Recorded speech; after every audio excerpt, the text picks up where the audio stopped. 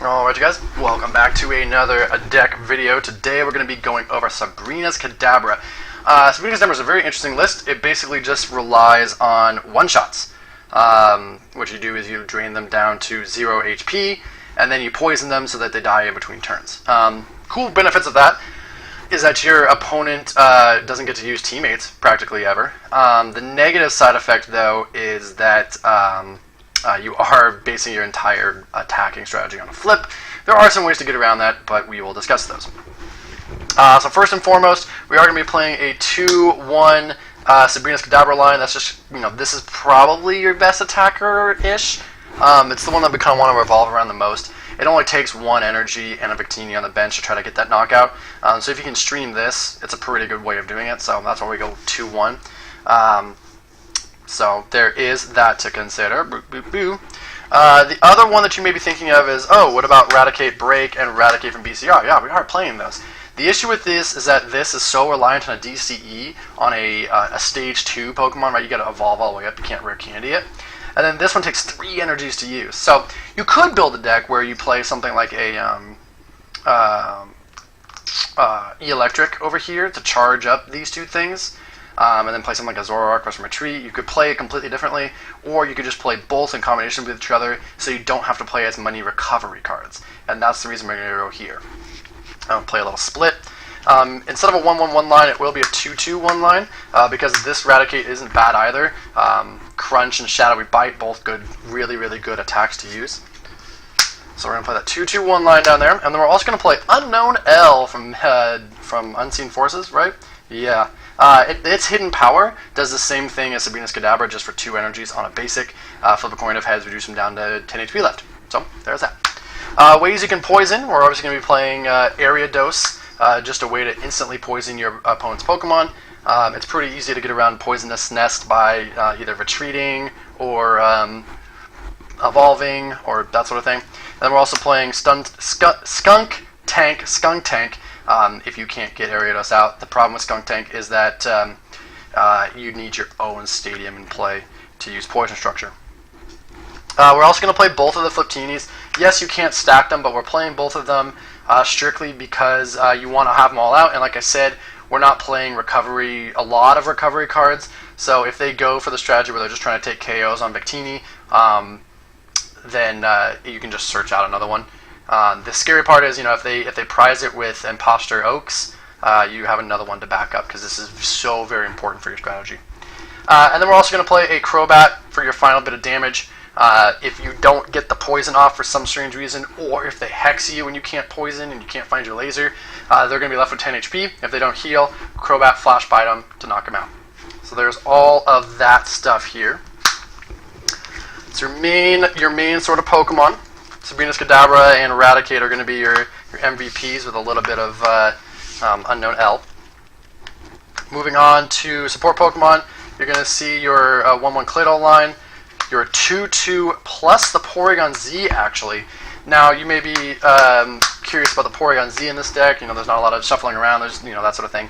But what you do is, if it's an evolved Pokemon, if you miss the poison structure or whatever, they'll go down to 10 HP left, and then you Porygon Z them next turn, and it will de-evolve them and thus knocking them out.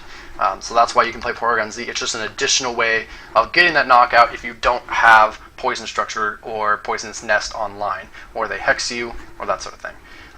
Bench space can be an issue with this deck, so that's why if you don't want to commit the bench spot to Ariados, you still have other ways of getting knockouts. And then, your standard 4... I didn't say those out loud, I just put them down. So, those are all of your Pokemon. Going on to supporter cards here. Boop-a-doop-boo. For search, we got Collector, Skyla, Bebes, Rosies, and Wally. Your standard searching items here. Or not items, but your standard searching supporters. For draw, we're going to be looking at Oak's New Theory, both Sycamore and Juniper, both Rocket's Admin and N, Copycat, and Colress. All those standard looking stuff there.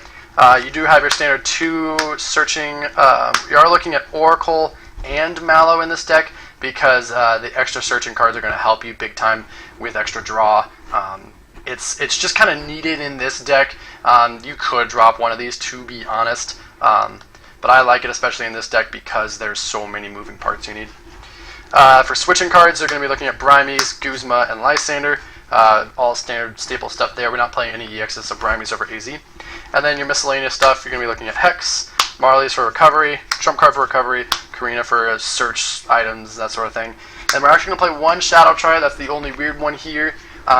This is going to help you get back your laser, because if you're Hexed, because if you don't have Ariados or Skunk Tank out, Shadow Triad and laser is going to be your next best thing for getting knockouts.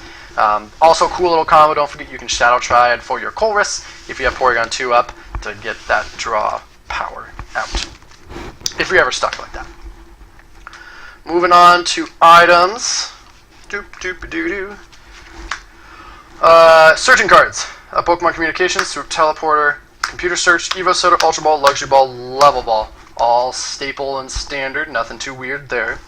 Draw power, you're going to see Acrobike, Oak, Wrath, and Bill. Just extra draw items. You don't need too many here, so 4 is more than enough.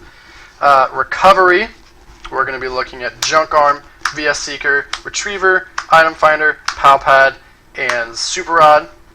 Switching cards, there's only one. It's just going to be that Escape Rope for switching. That's all you're really going to need to get out of stuff. You could play a switch if you're really worried about your own poison. And then miscellaneous, we got Windstorm, Devo Spray, because we are playing a Porygon Z. I think Devo Spray goes in any deck that has Porygon Z, just so you can reuse that ability. Hypnotoxic Laser, like I mentioned earlier, you want to poison. If you don't have Ariados out, you can still laser them. Scoop Up and Inbox Motion Benchen, both staple stuff. And then Enhanced Hammer. Now this is a little bit of a weird one. I know we don't include it in a lot of decks here. Grady and I have been talking more and more about playing Lost Remover in a lot of decks. We think that card is very, very underrated. But Enhanced Hammer is in this deck so that your Crunch Raticate can get an extra 60 damage. That's the only reason this is in there. You know, that Crunch Raticate could win you games if you just loop that over and over again. But if they trump card you, you're going to lose all of your damage. So Enhanced Hammer is in there so you can recover some of that damage. Think of it as plus 60 damage if they have an energy. Stadiums, Broken Time Space, we are playing Evolutions, makes sense there. D-Valley for all those Psychic Pokemons that want to use 2. Chaos Tower is in this so that if you can't find a way to switch or whatever, you can unpoison yourself by Chaos Towering. And then if you're playing against some random dude with Chaos Tower, for whatever reason, if they're playing Chaos Tower, there's almost no reason ever to play it. They can't play their own, so there's that. And then Training Center is your other one. This one's interesting because if you can't poison them and you life drain them down to 0, and they have Training Center, it's going to put more damage than their natural health. So if they ever bounce Training Center, they'll kill themselves. So pretty cool way to get around if you can't poison them. But we have found that you can poison them pretty much every turn. So these extra ways of getting them to die are just kind of nice. That's what I would say. You're only looking at Floatstone instead of, not Floatstone, Muscle Band, because Life Drain is only going to go to reduce their damage to a certain amount. Experience Share, just a card to keep looping all of your attacks. And then you're going to Counterattack Claws, Rocky Helmet, and Poison Barb. This is also if you don't get poison off, this is ways so they are not going to attack into you. If that makes sense, right? Like, they have 10 HP left because you life drained them. They can't attack into you now because of these guys, or they'll just die between turns. There's those. Elite Four, we are playing all 4 plus Dowsing Machine. No reason not to play any of these. They're all pretty staple in this deck. And then Special Energies, we're going to be looking at Double Rainbow, Upper, DCE, and Boost. Just to kind of get your Raticates online. That's what these are all for. Boost is for your Raticate BCR. You can just slap that there and take your 3 energy away. Attack. And then Psychic Energies, we're going to be like 3, 6, 9, more than enough, especially since Sabrina Kadabra only attacks for 1 energy. You have stuff like Experience Share and Dimension Valley to help you out, and you have all of these for your Raticates and whatnot. So, more than enough. So there you have it. That is Sabrina's Alakazam. And Raticate, I guess, Alakazam Raticate would be the name of the deck. It can pull off some surprising wins, but if it flips horribly and you can't recover and that sort of thing, it can also lose really quickly because of the low HP. So yeah, there you have it. If you have any questions, please.